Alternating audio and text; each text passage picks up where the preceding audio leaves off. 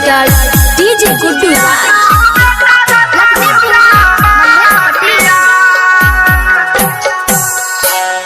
कहियो ने बेटा हम पानिया पियला कहियो रो पानिया पियला कहियो आजू बेटा दूधावा रे पिया हाँ हाँ आजू बेटा दूधावा रे पिया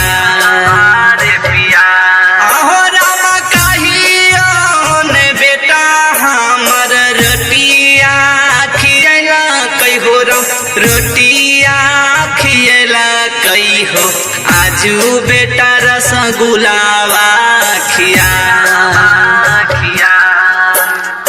आजू बेटा रसगुल्लावा खिया आजू बेटा रसगुल्लावा खिया। म्यूजिक डायरेक्टर डीजे गुड्डू राज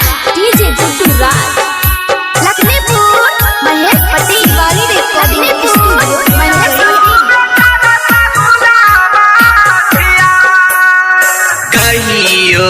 ने बेटा हमर गोदिया उठला कहियो राम गोदिया उठला कहियो आजू बेटा काना उठा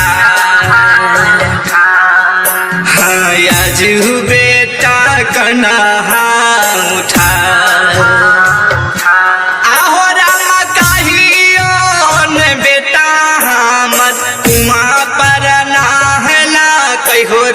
कुआं पर नहला कहियो आजू बेटा गंगा में नहाए आजू बेटा गंगा में नहाए आजू बेटा गंगा में नहाए आजू बेटा म्यूजिक डायरेक्टर डीजे गुड्डू राज लखनपुर महेशपति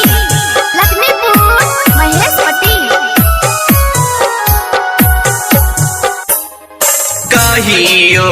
ने बेटा हमर आगिया तपैला कहियो रंग आगिया तपैला कहियो आजू बेटा चिता में जलाए हाँ आजू बेटा चिता में जलाए